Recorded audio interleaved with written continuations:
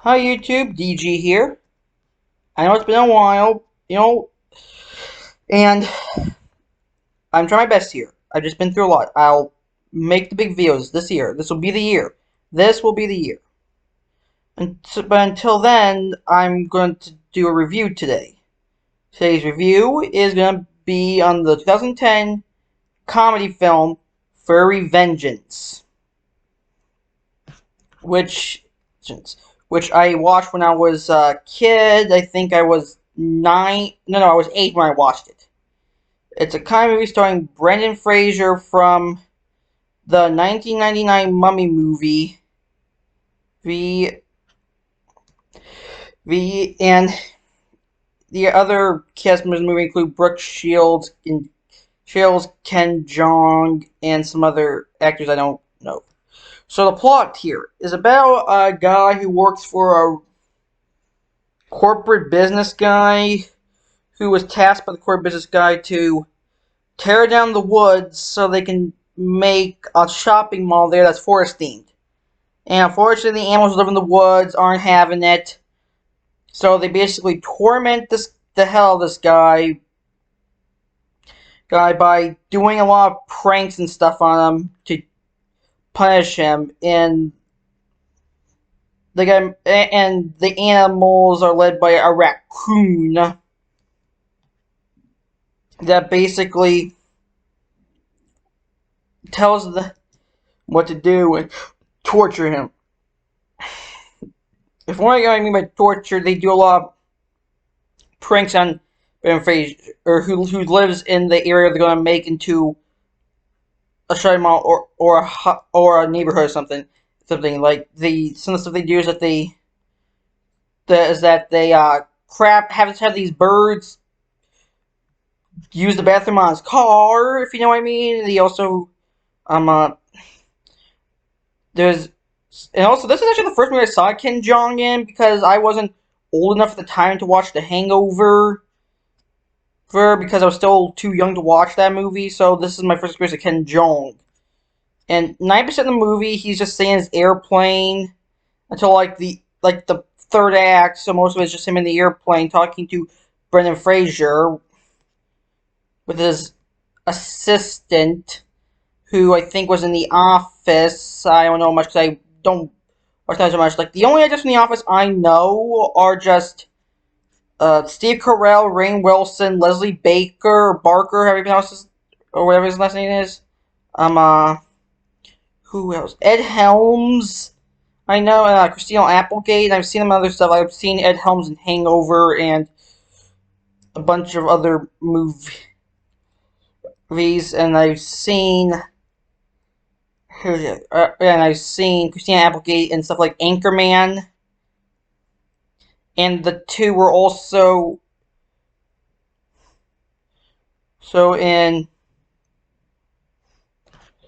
that television vacation film, which I haven't watched yet, but I might watch soon.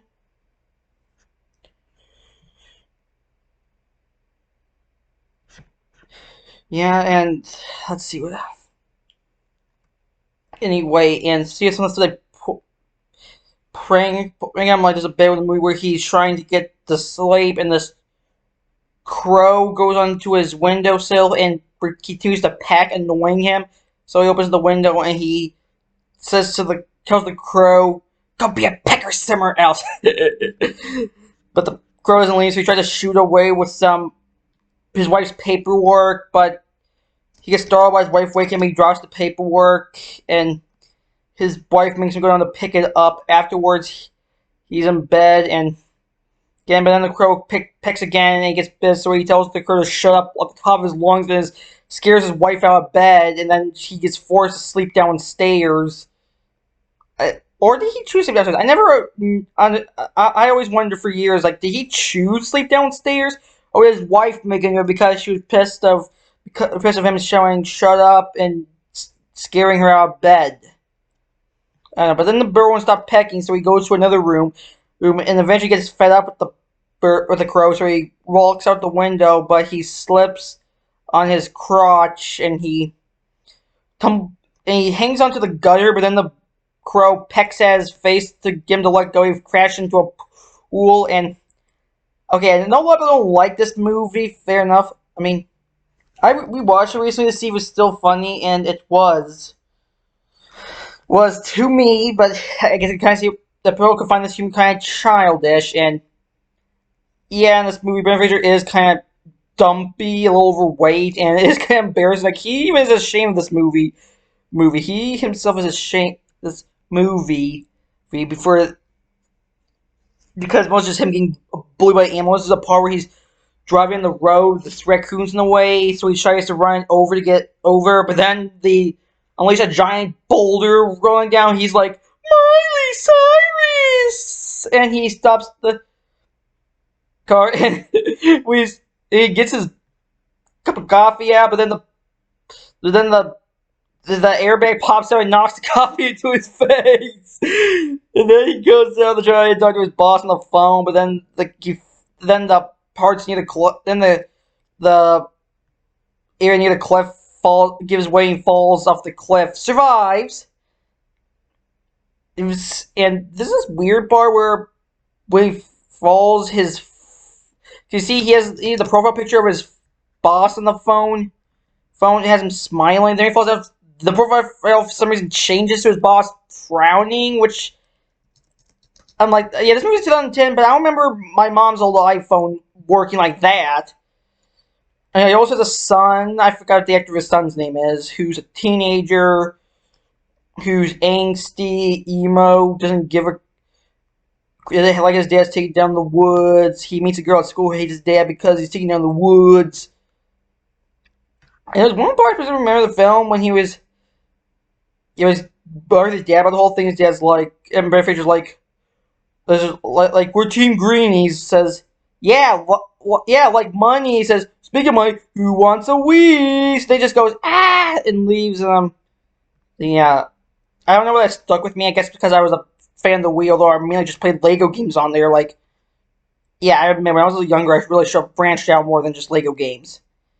Anyway, and then there's a bed where he's where he's in the car, and the raccoon sends sneaks these skunks into the car with him, and the skunks spray the car with green gas, and because they go up to the car, he smacks his face in the window, and he's like, "Help me!" I'm sorry, but to me that's funny. And he get out of the car, he has to go take a tomato sauce bath, and I'm just like, how many cans of ragu does this guy have? Like, I don't buy they could have gone to the grocery store to get it, because I'm like, yeah, this guy probably would not go to the grocery store smell without having being sprayed by 6 skunks, and I know DoorDash wasn't a thing, so I'm just gonna send this guy like a million cans of ragu around his place. He just and I just love the music playing. It's just so sad. And then they almost sneak into the house, steal his clothes, steal his towel, replace with a bra, and then he actually puts the bra on. The crow goes in and opens the window. Then the construction workers below see him. One of them goes, ah! He's surprised, and then the one looks up and he just goes, he throws down his shovel. This theory has cracked me up. Although there's this weird bit where one of the heads of construction looks up and gives a thumbs up and so goes, "Muy presidente." I'm like, did you really say?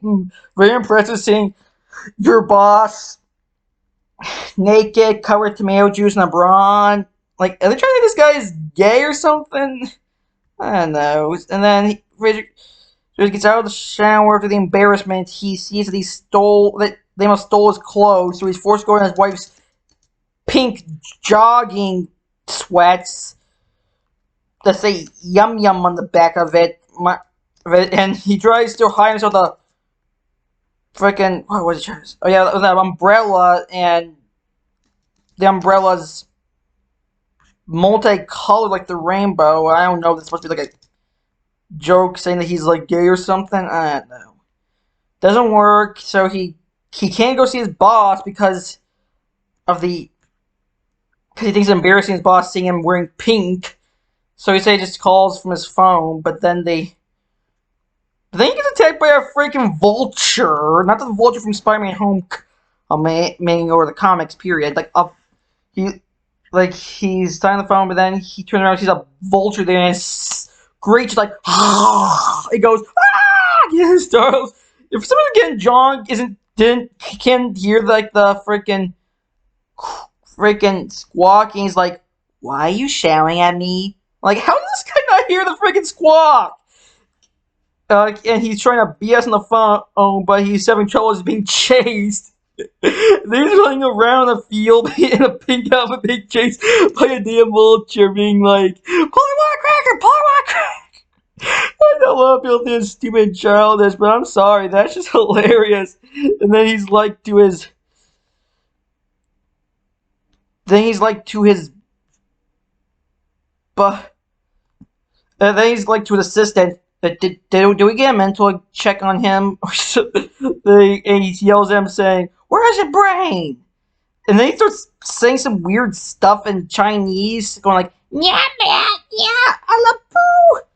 Before you say that's racist, I'm not the one saying this. It's not this. Blame who wrote the script or Ken Jeong for saying that in the movie. And then he's for the vulture. He lands in he jumps in a bush. The bush is a hornet's nest, and so he comes home. He's all stung up, and his wife freaks out as he says, why your face so swollen? Why are you wearing my jogging sweats? And this is weird for his reaction. Honey, I've had a long day. Good job. I know, it's childish and silly stuff, but I can't help it. It's just hilarious.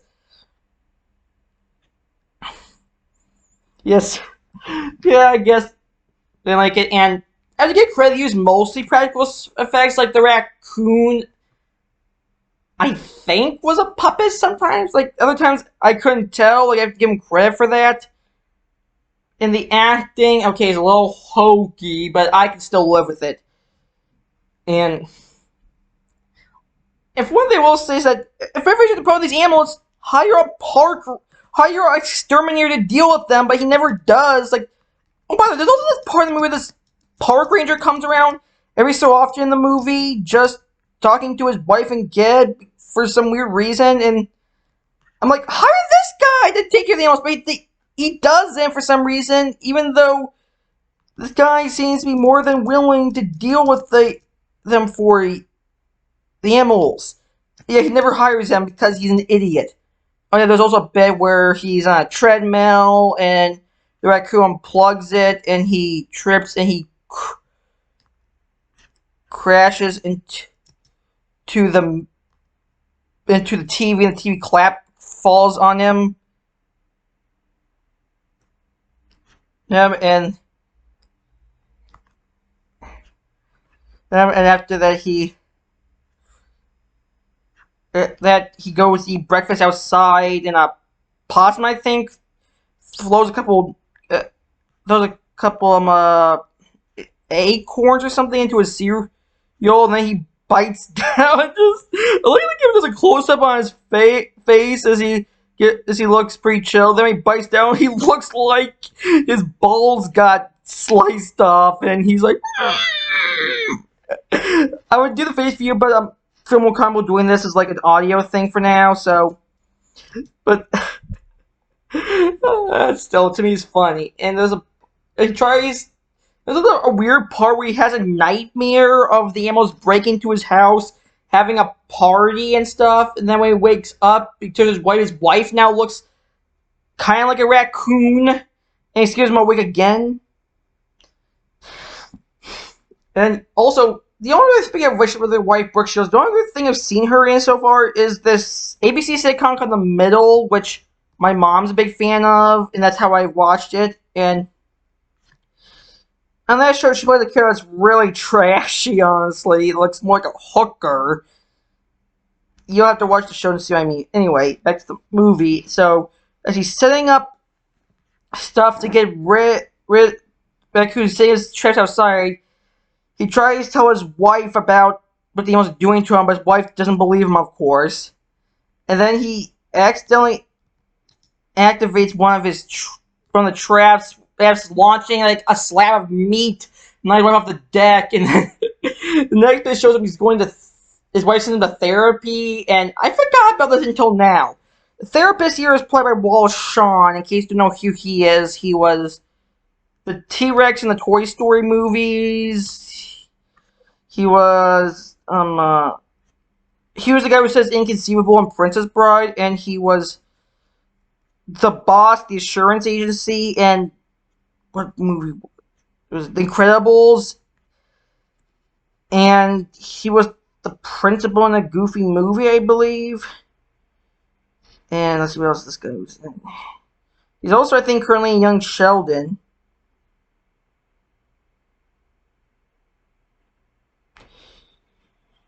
And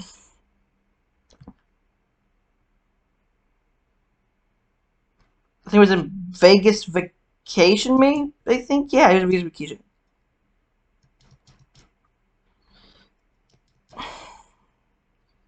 Anyway, he's...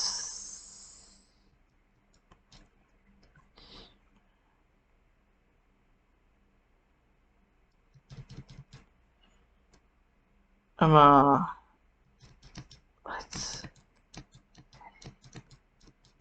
Here...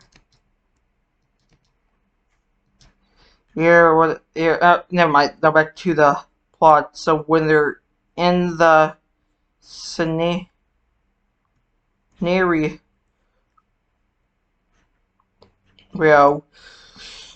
he's trying to tell him the animals aren't to get him. He still says he is, and they're discussing it regarding ink blots. So apparently there thinks that his belief the animals are to get us come from work-related stress. So he tries to deep breath with them. Meanwhile, outside a raccoon and a skunk break into his car and hijack it. He tries to show the therapist, but he turns around. They're out of the view. Then when they come back, they crash a stoplight, and for some reason, no one can hear it. So then Fraser chases them in the car. He gets stuck in the window. And he grabs the skunk, and for some reason, he grabs it by the ass instead of the front, which I think is stupid because. And my point was stupid is because then the skunk sprays his face because he's holding it from the rear end, covering him with a green goo, and they let him in the situation fall into the river, to the lake. So then after a while we get to part where he sets up a security system to monitor if the animals come at night. Then his son comes in telling him how he thinks the animals may be after him because they want revenge on him for taking out the woods, but afraid sure doesn't want to hear it. So then later at night he goes outside and he thinks he sees a little animal, but it turns out it's a giant grizzly bear. and instead of running to his house or something, well, I can't say, okay, maybe he didn't run to his house because he was afraid it would attack his family or something. So instead, he runs into a nearby Portageon. As soon as he gets in there, the bear topples it over and a bunch of poo crashes on him. And while he's hiding in there, there's this weird part where, I don't know why, but his pants get sucked out. Even though I don't see like the bear's paw punching its way in and yanking it. I don't know what that's all about. And although, where his wife and the bear, or he says to the bear, "Go steal a picnic basket!" And then the bear tips the entire thing over and all the fecal matter splashes on them, and the raccoon is sitting there laughing it up. And then the next morning, don't ask me how, but they found his core. Found that I was going to say, I don't know. They find the guy's the Portageon And a freaking tree. Do not ask me how the tree how it got up in the tree. And the one guy says, "We'll get you down in no time." But then the collapses, and the guy's like, "So only other things." They open it, and they all react disgusted because he's covered with fecal matter. So they have the problem. They spray him down with a hose. So yeah, and then here's Raccoon again, goes insane and tries to chase after. But he steals like the hunter guy's car and chases it. Uh, and he goes up to the thing dressed up like frickin' Rambo. And you would think at this point he'd kill the thing, but the guy's a frickin' sissy here. Like he has a clear shot, he can shoot any moment, but instead he's like, "I can't do it."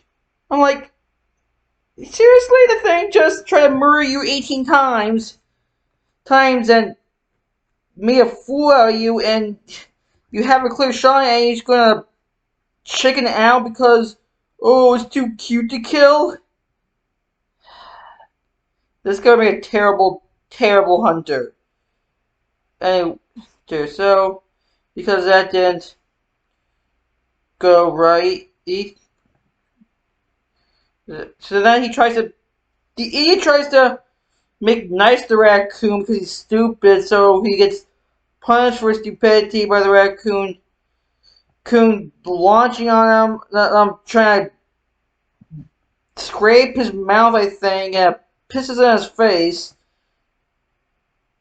And eventually the hunter comes and tranks it, finally ending its reign of terror.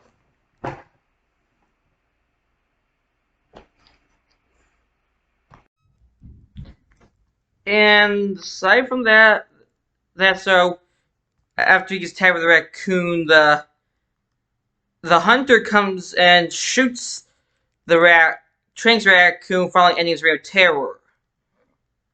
I'm like, about time. So after that,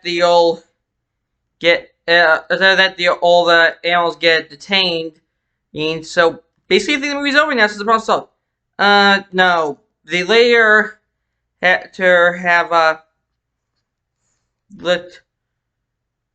because later there's like the ceremony only for the opening of this place in for the thing. I think his wife's mad for some reason. His son and his girlfriend are pissed at him because they're taking down the woods and stuff. Yada yada. Well. So he goes to the raccoon and he asks what. It finally asks why it tried to attack him. And apparently it shows the reason why is because it turns out the raccoon has his family and it's one of the family, so that's why it's doing it. And then Fraser suddenly no longer hates it now, even though the guy tried to murder him like several times. So he frees the animals and the old rain terror were on the stinking fair. I mean, like, I know he's trying to get back at Ken Jong in the system, but I'm like, but what about the other people? There's a million other innocent people that have nothing to do with any of this that are getting, attacked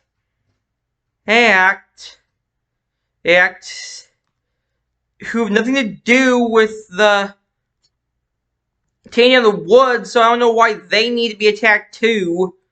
But the movie never goes into that. So yeah, I forgot, they tied the hunters onto a truck and they launched them into like a barrel or something. This is the part of the film I don't care for much. That it's funny or interesting as the last part. So they skunks get in the car, the gas Ken Jeong assist, and then the animals chase Ken Jeong into a bounce house, and they all go in there to attack him, and the bounce house gets dragged to the woods. And I'm just gonna by the bear, I think, and I'm just gonna guess they probably killed him. Yeah, I'm just gonna assume that they murdered Ken Jeong in there.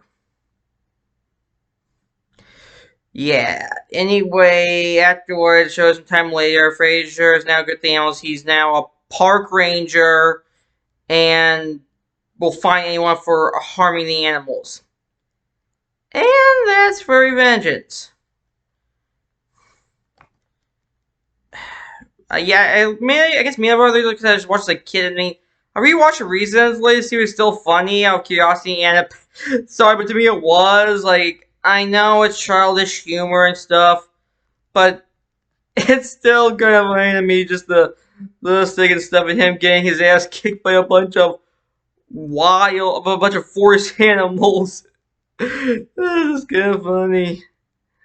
Yeah, and then there's, yeah, like the they're funny, like, and yeah, this movie did do something to me. Like, it's the first iTunes movie me and my dad ever got, and this movie was my first exposure to Ken Jeong because I wasn't old enough to watch Hangover yet. So, yeah, because this came out, I was born in 2001. The movie came out in 2010, so I was like 8. So I definitely would not have been old enough to watch it yet. Watch Hangover yet. Because I would have been like 7 or 8 in 2009. Yeah, and yeah, the acting is kind of hokey. Like, again, it has some decent talent, they aren't given the best material. May kind of just be silly goofballs and stuff. Also, there's this weird bit where this teacher at the school that I think Brooke Shields works at, and has an the senile teacher has like a teacher who talks about cows and stuff. Then there's part during the attack on the festival where that old lady is like talking to a freaking owl. Yeah, it's not that I didn't find it funny. Just trying to, I just like, I kind of find it funny because that was stupid. Because I just didn't understand the joke there. I guess the joke is she's old, senile, and talking to a freaking owl, and the owl doesn't care because it's an owl. Why should it care? I don't know. Anyway, that's so far all I got from my review. A new video will come soon. I will be doing more videos as much as I can. And I hope you have a good day. Bye.